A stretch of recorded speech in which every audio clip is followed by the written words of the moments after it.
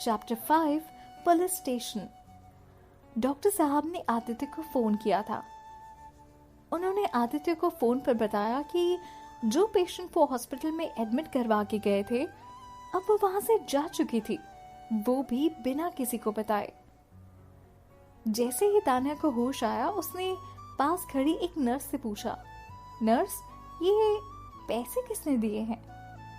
जैसे ही नर्स ने उसे ये कहा कि ये पैसे तो कोई आदित्य नाम का शख्स रखे गया है, तो वो पैसे और अपनी दवाइयां वहीं नर्स के पास छोड़कर वहां से चली गई, वो भी बिना किसी को बताए।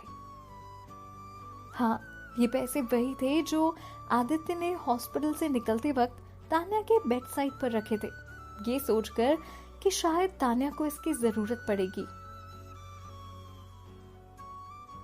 जैसे ही डॉक्टर साहब ने आदित्य को पूरा माजरा बताया, आदित्य खुद का गुस्सा रोक नहीं पाया। उसका गुस्सा 7वें आसमान पर था, और हो भी क्यों ना। उसे ऐसा लग रहा था कि आखिर तान्या इतनी गैर जिम्मेदार कैसे हो सकती है? वो बिना किसी को बताए ऐसे कैसे जा सकती है? कहाँ होगी, किस हालत में होगी, कोई नहीं जानता। फिर डॉक्टर साहब ने आदित्य से कहा, वैसे उसके सर की चोट इतनी गहरी तो नहीं है, लेकिन उसका शरीर काफी कमजोर है। डॉक्टर साहब की ये बात सुनकर आदित्य तुरंत गाड़ी की चाबी लेकर तान्या को ढूंढने के लिए निकल जाता है। इसलिए नहीं कि वो उसकी वाइफ थी, पर इसलिए क्योंकि आज भी वो आरव की माँ थी। आदित्य पहले गाड़ी लेकर तान्या के पुराने घर पर गया। उसे लगा कि वो वहां मिल जाएगी, कि वही घर था जहां पहले ये दोनों रहा करते थे। लेकिन जब आदित्य वहां पहुंचा तो उसे पता चला कि अब वो घर तो किसी और का घर बन चुका था। जहां जहां तान्या जा सकती थी वो उन सारी जगहों पर गया। तान्या के फेवरेट कैफे हाउस से लेकर उन सभी रास्तों पर देखता रहा जो तान्या के पसंदीदा हुआ करते थे। हॉस्पिटल से निकलते ही जो रोड सीधी सीधी जाती थी, उस रोड पर भी आदित्य काफी दूर तक तान्या को ढूंढते हुए निकल गया। रास्ते में उसे जो जो मिलता उसे वो रोककर पूछता, तान्या की तस्वीर दिखाता और पता करने की कोशिश करता कि हो सकता है किसी ने उसे रोड पर देखा हो, कहीं चलते फिरते देखा हो, कहीं तो किसी ने देखा हो। शायद उसे एक उम्मीद थी कि कहीं से तो तान्या का पता चल जाए। रास्ते भर उसके दिमाग में बस यही बात चलती रही कि कहीं वो कमजोरी से बेहोश होकर ना गिर जाए, उसे चोट ना लग जाए, पता नहीं किस हालत में होगी। काफी देर के बाद उसे तान्या का कहीं कुछ पता नहीं चल रहा था। अब तक उसने आधे से ज्यादा शहर टटोल लिया था, पर तान्या का कहीं कोई पता ही नहीं चला। फिर उसने सोचा कि शायद तान्या अपना फोन अपने साथ लेकर गई हो। उसके पुराने नंबर पर कॉल करके देखता हूं, शायद उठा ले। पर जैसे ही उसने कॉल लगाया, उस नंबर पर किसी आदमी ने फोन उठाया। उसने फोन उठाते साथ कहा, जी तान्या से बात हो सकती है क्या? आदित्य ने संकोच करते हुए कहा, पर कहीं ना कहीं उसके मन में एक उम्मीद थी कि एटलीस्ट कॉल तो रिसीव हुआ। उस तरफ से आवाज आई, आप कौन बोल रहे हैं? आदित्य कहता है, जी मैं इतना बोलकर बस आदित्य कुछ सोचने लगा। फिर उधर से आवाज आई, नहीं, ये किसी तान्या का नंबर नहीं है, और उस आदमी ने फोन रख दिया। तान्या का कहीं कोई अता पता नहीं चल रहा था।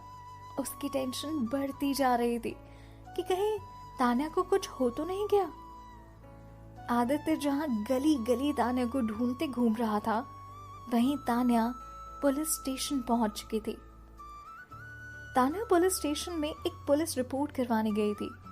उसके माथे पर पट्टी बनी थी और चेहरे पर चोट के निशान थे।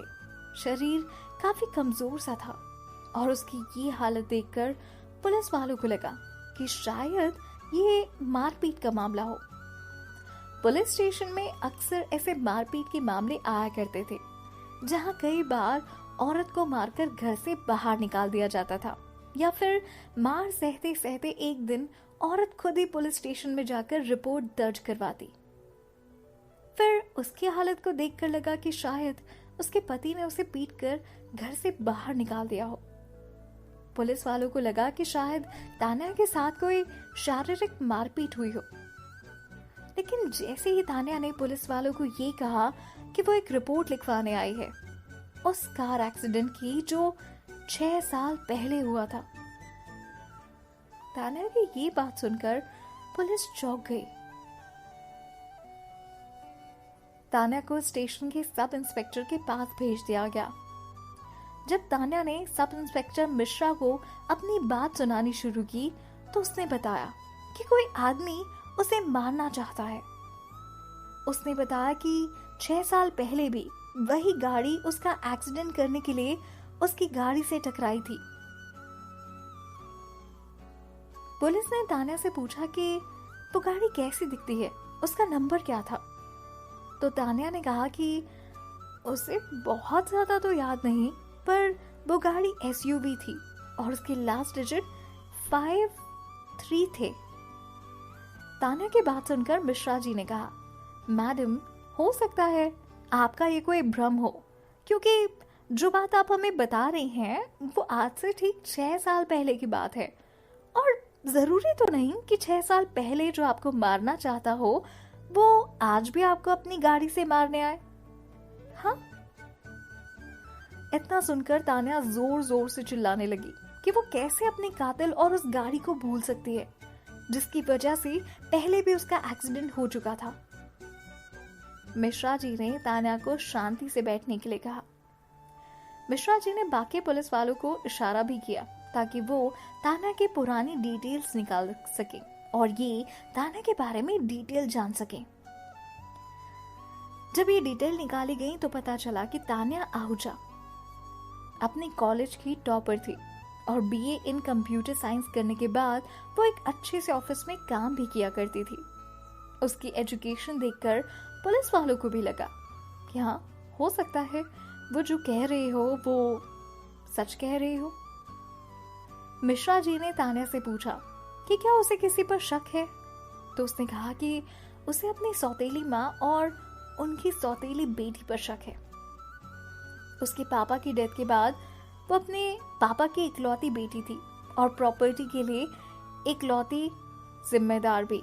हो सकता है कि उसकी सौतेली माँ और सौतेली बहन ने उसे मारने की कोशिश की हो। बोलते हुए तान्या की आंखों में आंसू आ गए। फिर उसने डिटेल में पूरी बात बताई।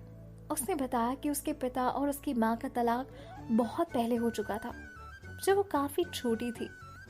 उसने अपना कुछ समय अपनी माँ के साथ बिताया, पर जब माँ की डेथ हो गई तो उसके बाद वो अपने पिता के साथ रहने चली गई।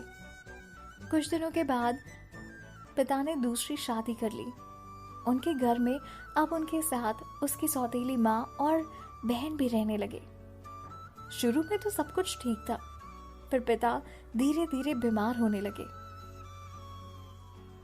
उसके बाद उन्हें पता चला कि उसकी सौतेली माँ और सौतेली बहन के छुपे हुए प्यार का मतलब था तान्या को मार देना। ये बात तान्या को उस दिन पता चली जब उसने उन दोनों की बात सुन ली थी। उसकी सौतेली माँ और सौतेली बहन दोनों मिलकर ये बात कर रही थी कि तान्या को कैसे मारा जाए, जहर देकर या एक्सीडेंट करवाकर। इस डिस्कशन में उसकी सौतेली बहन कहती है, जो अगर उसको जहर देकर मारते हैं तो पुलिस का चक्कर हो जाएगा और सारा का सारा शक हम पर आ जाएगा, तो क्यों ना उसे एक्सीडेंट में मरवा दे। पर्दे के पीछे छुपी हुई तान्या अपनी मौत की ये सारी योजनाएं सुनती रही। हैरान हो चुकी थी वो कि कैसे उसकी सौतेली माँ और बहन उसे मारना चाहते हैं और उसे मारकर अपने रास्ते से हटा देना चाहते हैं। वो मनी मन ये सोच रही थी कि अगर उसकी माँ उसकी सारी प्रॉपर्टी, जमीन, घर, जायदाद सब कुछ मांग लेना तो भी वो खुशी खुशी दे दे।